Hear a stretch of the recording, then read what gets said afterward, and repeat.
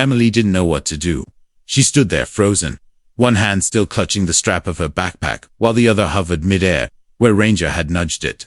Her heart was still thumping in her chest, but the fear had slowly begun to ease, replaced by something else.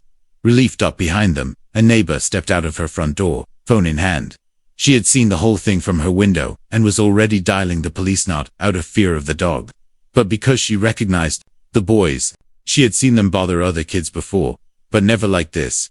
This time, it felt different. More serious. Emily finally moved. She knelt beside Ranger and wrapped her arms around his neck. His fur was warm and soft under her fingertips. He licked her cheek once and sat still, as if waiting for her to decide what to do next. When her parents arrived minutes later, summoned by the neighbor's call, they were stunned. Kevin knelt beside his daughter, checking her over while Ranger remained planted between her and the direction the boys had run off. "I didn't know they were following her," Marla whispered. "How long has this been going on?" Emily didn't answer right away. She just looked at Ranger. Her voice was small when she finally spoke. "They do it at school. Almost every day." Kevin's expression tightened, and Marla's hand flew to her mouth. Neither of them had any idea. Emily had always been quiet, but they hadn't realized just how much she'd been hiding behind that silence. That night, Ranger didn't sleep in his usual spot, beside Emily's bed. Instead, he lay across her bedroom doorway, guarding it like he had on the sidewalk. He didn't move once until the sun began to rise. The following day, the town began to buzz with the story. The neighbor had posted a short video online, showing Ranger growling and standing his ground while the boys slowly backed away. Within hours, the clip had spread across Maple Glen like wildfire. "Retired K9 saves girl from school bullies." One headline read. Another called him the guardian of Maple Drive.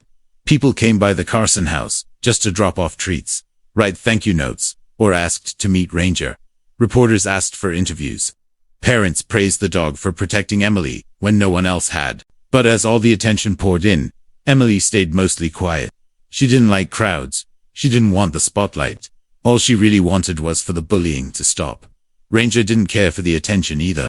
He accepted a few head pats and biscuits from visitors, but his focus stayed on Emily. He watched her like a soldier on patrol. If she moved to another room, he followed. If someone new approached her, Ranger placed himself between them without hesitation.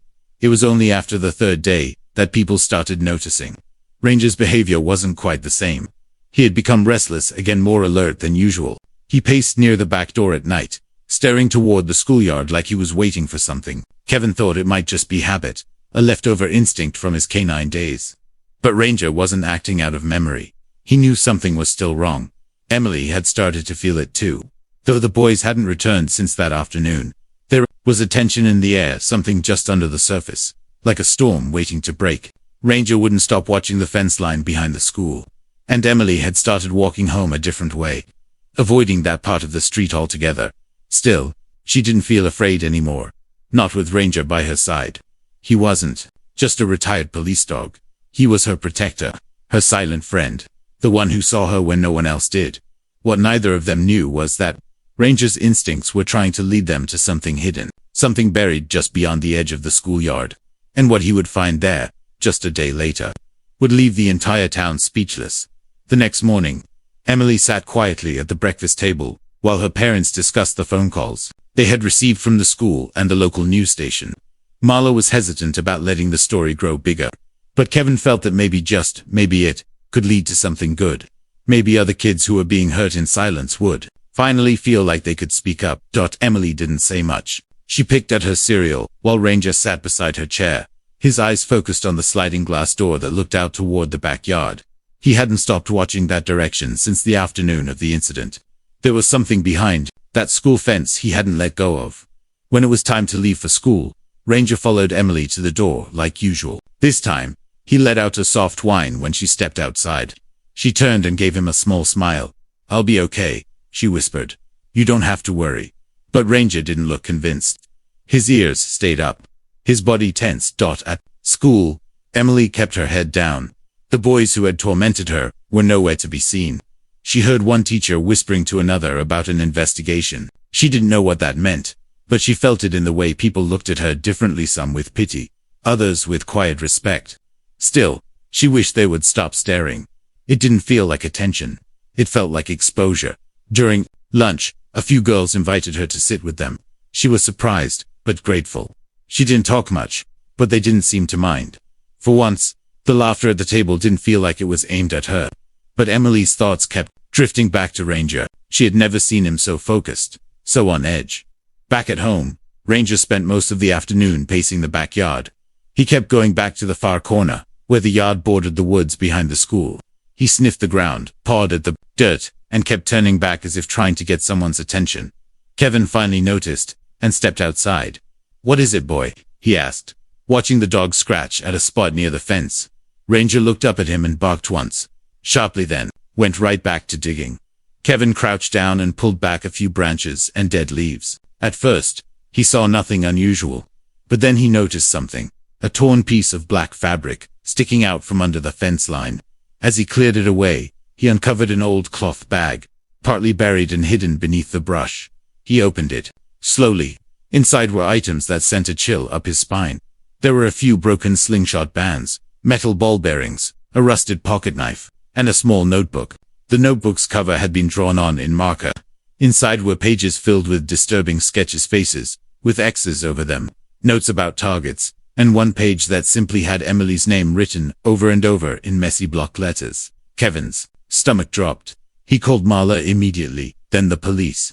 Within an hour, 2 officers arrived and began collecting the contents. They took photographs, asked questions, and assured the Carsons they would investigate everything thoroughly. Emily came home to flashing lights in front of her house.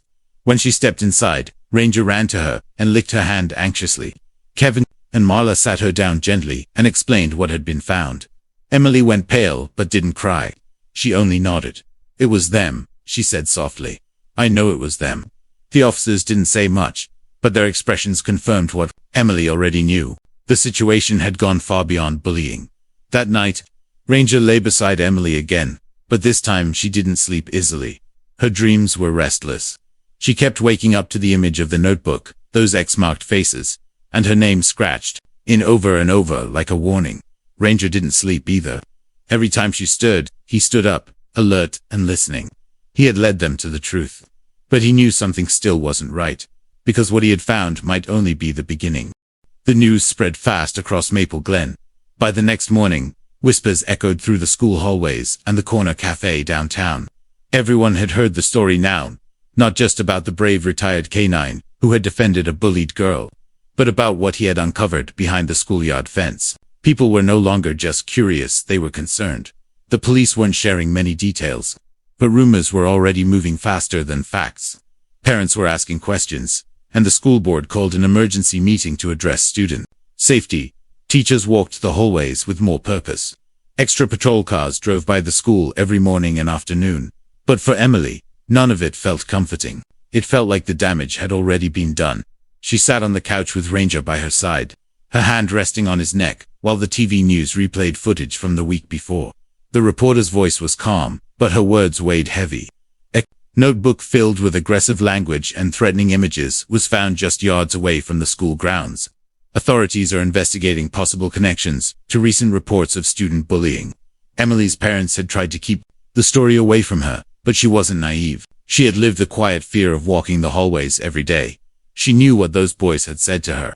She remembered the smirk on one of their faces when he whispered, "You'll be sorry if you tell anyone." And now, after everything, one question kept circling her mind: why? Later that afternoon, her father stepped out to run errands, leaving Emily and Marla at home. Marla sat at the kitchen table, making a list of things Emily might need if she decided to stay home from school for a few more days. She looked up at her daughter and said gently, "You know, we're not making you go back until you feel ready." Emily nodded. "I know." Ranger lifted his head from the carpet and stood. His ears twitched as he walked to the back door. Then he growled low and sharp. Marla froze. "Ranger." The dog was staring through the glass, body tense. Emily stood slowly and joined him. Through the trees at the edge of the yard, she thought she saw something move, just a flicker of motion, a shadow pulling back. It was gone in a second. Marla locked the door and drew the curtains. "It's probably just a squirrel," she said too quickly, her voice tight. But Ranger didn't move. He stayed near the door, staring, guarding. The police came again that evening. This time they asked to speak with Emily. A kind-faced officer sat with her at the dining room table and explained, gently, that one of the boys had been brought in for questioning. They had found more drawings in his locker, ones similar to those in the notebook. He wasn't in school anymore. His parents had withdrawn him and hired a lawyer. Emily listened carefully. She didn't ask questions, but when the officer stood to leave, she said something that surprised even herself. There were 3 of them, she said quietly, but he wasn't the one I was most afraid of. The officer paused. Which one, then? She hesitated. The tall one, with the scar on his chin. He didn't talk much, but the way he looked at me, it was different. The officer nodded, made a note, and promised to look into it. That night, the house was quiet. The laughter and clinking dishes that used to fill dinner time had been replaced by silence and the hum of low conversation between her parents. Emily lay in bed, staring at the ceiling, while Ranger lay on the floor near the window. Suddenly, Ranger stood, his ears perked up, and his tail stiffened. He walked to the window and growled again. Emily sat up. What is it? She looked out into the yard, but saw nothing. No lights, no movement. But Ranger knew. He pressed his nose against the glass. Then, barked once, loud and clear, and this time, somewhere in the distance behind the trees, Emily thought she heard something snap, a branch, a footstep. Someone was out there. She got up, walked over to him, and whispered, "You can feel it, can't you? It's not over yet." Ranger didn't take his eyes off the woods. He agreed the next morning felt heavier than the ones before. A thin fog clung to the trees behind the Carson home, and the air was strangely still. Emily watched it from her bedroom window, her breath making a faint circle on the glass. Ranger stood beside her, alert as always, his eyes locked on the same patch of woods where he had sensed something the night before. Downstairs, Kevin was already dressed. He had barely slept. The officer's visit had shaken him, not because of what was said but because of what was left unsaid. There was still someone out there. Someone quiet. Someone dangerous. "I'm going to walk the woods," Kevin said to Marla, as he laced his boots. Marla looked up from her coffee. "You think that's safe? I won't go far. I just need to see what Ranger keeps sensing." Emily appeared. At the bottom of the stairs, Ranger right behind her. "He doesn't want you going alone," she said quietly. Kevin offered a small smile. "Well, maybe I won't, then." By mid-morning, the 2 of them, Kevin and Ranger, were making their way through the brush behind the fence. The trees were thick, but the path was familiar. Kevin had walked this trail years ago, when he worked night shifts as a patrol officer. Ranger moved with practiced precision, nose low, ears alert, his body shifting direction like a compass pulled by something unseen. About 10 minutes in, Ranger stopped at Kevin, followed his line of sight. There was a break in the branches, and beyond it, a small clearing. Ranger moved forward cautiously, then let out a short bark. At the base of a tree, half buried in leaves and dirt, was another bag. Kevin's stomach sank. He crouched and slowly pulled it out. The bag was smaller than the last, but what was inside made his hands tremble. A flashlight, a balaclava, a pair of gloves, and tucked in the side pocket, a phone cracked, still powered on, but locked with a password. Kevin backed away and called the police immediately. "It's not just kids being stupid anymore," he told the officer. "This was planned. Someone meant to scare her or worse." Back at home, Emily felt the shift in the air before anyone said a word. She could tell something had changed just by the way Marla paced, checking the window every few minutes. Ranger returned shortly after the officers did, his fur speckled with dirt and pine needles, his steps slower than usual. Kevin pulled Emily aside gently. "We found something else in the woods," he said carefully. "This is more serious than we thought. But the good news is, Ranger led us right to it. He's been watching over you this whole time." Emily sat on the couch, silent for a long time. Then she finally asked, "Do you think he knew before, when he first came here?" Kevin looked at Ranger, lying on the rug near her feet. "I think he's always known who needed him most." Later that day, the police returned for a second interview with Emily. This time, she was more prepared. She described the boys in more detail, especially the tall one with the scar. She remembered how he always lingered behind the others, how he never laughed, never talked, how his stare felt heavier than anything they ever said. The officers exchanged glances. They knew who she meant.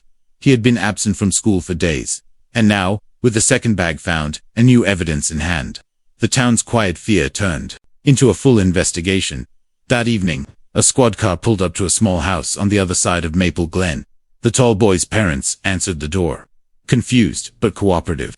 Officers searched the garage and the bedroom. What they found confirmed everyone's worst fears: more drawings, a collection of photos taken from the schoolyard, and a message scribbled on a torn poster: "Some people don't deserve to be seen."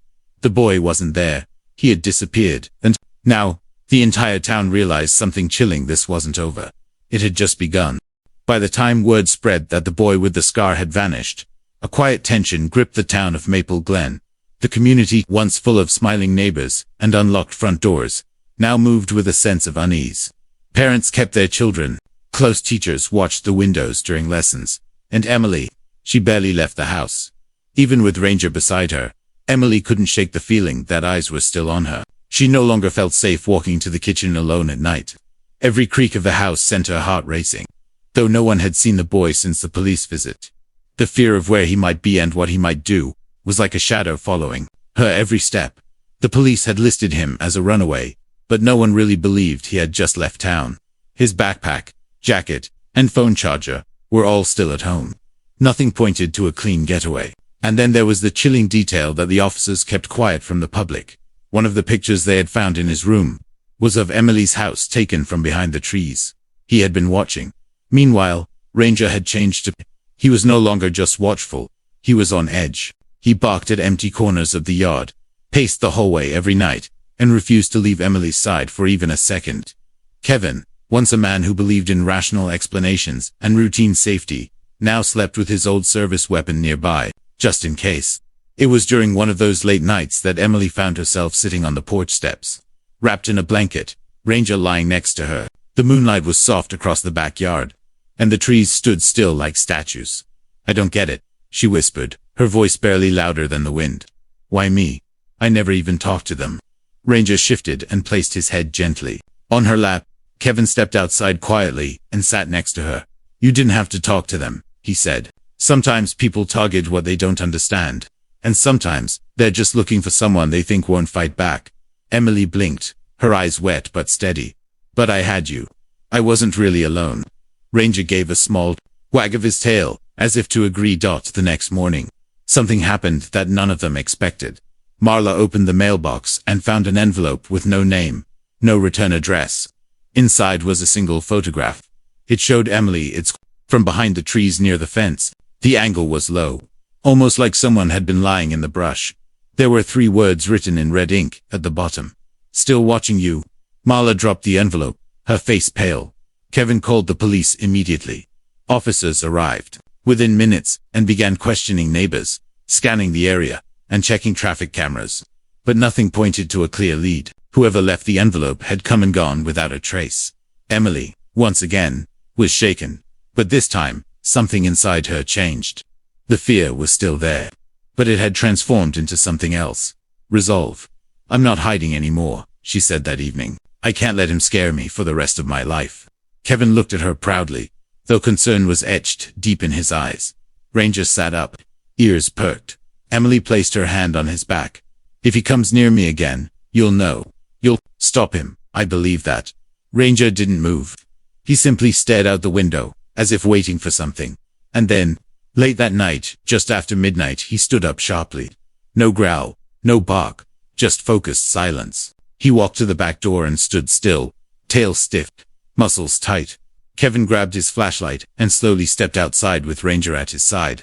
Emily watched from the kitchen window, heart pounding. There, at the edge of the trees, they saw it, a footprint, fresh, deep in the mud, and next to it, the remains of a sandwich wrapper from the Carsons' trash. He had been close, closer than anyone thought. Ranger sniffed the air, took 3 steps forward, then froze. The boy had been here, and he wasn't finished. The discovery of the footprint shattered any lingering doubt that the boy was truly gone. He wasn't in another city, and he wasn't hiding in some distant relative's basement. He was still in Maple Glen, watching, waiting, and closer than anyone had imagined. Kevin called the police immediately. Officers came and marked off the area with yellow tape, took photos of the footprint, and collected the trash wrapper as evidence. One officer noted that the footprint was fresh, less than 6 hours old. Then that it appeared that boy was walking in a slow circle around the property, like he was scouting. Ranger had led them straight to it. But as the officers packed up and promised more frequent patrols, Kevin could tell even they weren't sure what to do next. They had no idea where he was hiding. The woods behind Maple Glen were dense and stretched far, connecting to old service roads and overgrown trails most people had forgotten about. Emily didn't sleep that night. She lay curled up in bed, fully dressed, her eyes glued to the ceiling. Ranger stayed by her side, head resting across her legs, unmoving and watchful. Every sound outside made her flinch. Every flicker of wind against the window sent her heart racing. At sunrise, she sat up and whispered, "Why me? Again?" But this time, it wasn't fear in her voice. It was frustration. She had done everything right. She'd never hurt anyone. She just wanted to be left alone. But even as her heart ached, something had changed in her posture. She wasn't just hiding anymore. She was thinking. The next day, a breakthrough finally came. A hunter, walking one of the old trails a few miles out, called the police after seeing a teenage boy dart across the trees with what looked like a backpack and a sleeping bag. Officers rushed to the area with dogs and drones. They combed through the woods for hours, but the boy slipped away, again vanishing as if swallowed by the trees. When Emily heard the news, she didn't seem surprised. "He doesn't want to leave," she said. "He wants me to see him. That's why he's not running far." Kevin looked at her, eyebrows raised. "You think he wants to be caught?" Emily shook her head. "No, I think he wants me to know he's smarter. He wants control." That afternoon, Kevin took a walk with Ranger along the fence line where the original notebook had been found. As they moved slowly through the brush, Ranger suddenly stiffened. He lowered his nose to the ground and started moving faster, zigzagging, with purpose. Within minutes, he stopped at a tree stump. Inside the hollowed base of the stump was a small notebook newer than the one before. Kevin opened it carefully. There were no drawings this time, just words. Sentences scratched in hurried, jagged handwriting. Most didn't make sense. They were ramblings. Anger, confusion. But one line stood out. "She doesn't deserve to feel safe. She turned everyone against me." Kevin closed the notebook and took a deep breath. Back at home, Emily watched as her father returned with another officer. She didn't have to ask. She already knew. That evening, a plan began to form. One Kevin didn't want to support at first, but Emily, with surprising calm, insisted. "He wants to scare me," she said. "Then let him think he's won. Let him come close again. That's when Ranger will be ready." Kevin hesitated. "It's too risky." Emily looked down at Ranger. "But it's not just me anymore. He's with me." They contacted the police, who plainclothes officers would remain hidden around the property. Surveillance would be increased. Emily would continue to follow her usual routine, only slightly adjusted. They would make the boy believe he still had the upper hand. That night, as darkness settled across Maple Glen, Emily sat by her bedroom window. Lights dimmed. She didn't feel brave. Her hands trembled, and her eyes blinked back tears. But she sat there anyway, knowing he might be watching. And Ranger, silent as ever, stood beside her, his eyes never leaving the edge of the woods. Because this time, they weren't just waiting. They were ready. Night fell quietly over Maple Glen, but in the Carson household, every second ticked louder than the last. Emily sat by her bedroom window again, pretending to read a book, though her eyes never moved past the same page. The curtain was drawn, just enough to give the illusion of privacy.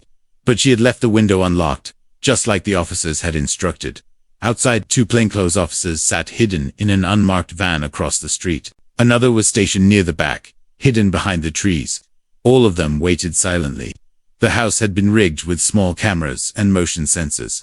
And the team was in place. And then there was Ranger, restless, sharp, and unwavering. Paced for the first hour, tail stiff, ears flicking at every tiny sound. Emily tried to stay calm, but her nerves betrayed her. Her palms were sweaty, her breathing short. Still, she didn't move from her chair. Then, it happened. Just after 2 a.m., Ranger froze. He turned toward the window. His body dropped low, nose pointed. A second later, a soft click came from the window latch. Emily's heart stopped. The window inched upwards, slowly, quietly. A hand appeared, followed by the faint outline of a hooded figure. He moved with unsettling ease, as if this wasn't the first time he'd climbed in through someone's window, but it was the last time he'd get that close. Before the boy could lift one leg over the sill, Ranger launched forward with a deep, explosive bark that shattered the silence. The boy gasped and slipped backward, crashing into the bushes below. Lights snapped on, sirens blared. The hidden officers burst from their positions, surrounding the area within seconds. The boy tried to run, But Ranger, already out the door, with Kevin chasing behind, moved like a bullet through the yard. Emily stood at the window. Her breath caught in her throat as she watched Ranger close in. He didn't attack, he didn't need to. He leaped in front of the boy and barked so forcefully that teen fell backward again. This time directly into the arms of two officers. It was over. The boy screamed and struggled, but the officers held firm. They found a knife in his hoodie pocket and zip ties in his backpack. He had no phone, no ID. Just rage. Emily watched as the boy was placed in the back of a squad car. His eyes locked on hers through the windshield. She didn't look away, she didn't flinch. For the first time, he looked afraid. The officers stayed for over an hour. They collected evidence, took photos, and praised Ranger as the hero of the night. Kevin couldn't stop shaking, not out of fear, but from the adrenaline. He kept hugging Emily every few minutes, just to reassure himself she was safe.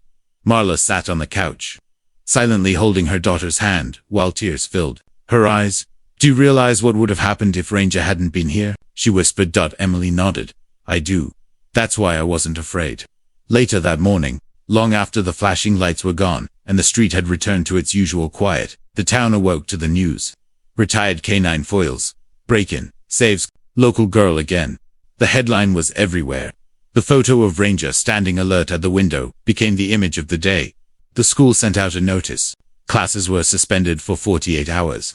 A meeting was scheduled to discuss new security measures, counseling programs, and procedures to better protect students. But for Emily, the real victory wasn't in the headlines. It was in the silence, the absence of fear, the sense of being seen and heard, and finally, protected. Ranger curled up beside her bed that morning as she drifted to sleep for the first time in days. And as she closed her eyes, she whispered, "You saved me." Again. He didn't move. He didn't need to. He had done what he came to do. The next few days in Maple Glen felt different. The air seemed lighter. The silence outside Emily's window no longer felt threatening. The boy who had haunted her days and stalked her nights was gone now in the custody of juvenile authorities, facing charges that made even the most seasoned officers pause. Emily, for the first time in weeks, walked into her kitchen and poured a glass of juice without checking the windows. She didn't jump at every sound. She didn't tiptoe around her own home. And through it all, Ranger stayed close, never too far, but also more at ease. His job, for now, was done. Word of what had happened had spread far beyond the town. News stations picked up the story, calling it a rare case of a retired canine, not only protecting but uncovering a threat that might have gone undetected. There were interviews, offers for appearances, even suggestions for book deals, but the politely declined most of it. They weren't looking for fame, they were just thankful. The town of Maple Glen, however, felt it owed Ranger and Emily something more at the next school board meeting. Dozens of parents and students showed up, not in protest, but in support. The principal stood at the podium and announced a new initiative named in Emily's honor, a student safety and peer support program designed to protect those who often go unnoticed. The auditorium erupted in applause. Then the mayor stepped forward, holding a framed certificate and a blue ribbon. "This," he said with a warm smile, "is for the dog who saw what none of us did, who listened when no one else was listening. For Ranger, the bravest citizen of Maple Glen." Emily stood from her seat with trembling hands and walked up beside her protector. Ranger sat quietly at her feet, tail sweeping the floor gently. The room fell silent. She didn't have a speech prepared. She had never liked talking in front of crowds. But as she looked across the sea of faces, some familiar, others new, found the courage to speak. "My name is Emily," she said, voice steady. "Most of you didn't notice me before this happened, and that's okay. I'm not angry, but I want you to know something." She looked down at Ranger and smiled softly. "This dog didn't just protect me from a bad person. He helped me find something I didn't know I had." My voice. People leaned in, listening closely. There are a lot of kids like me in school. Quiet ones. Ones who walk home alone. Ones who eat lunch by themselves and don't complain. Sometimes, we don't speak up because we think no one will listen.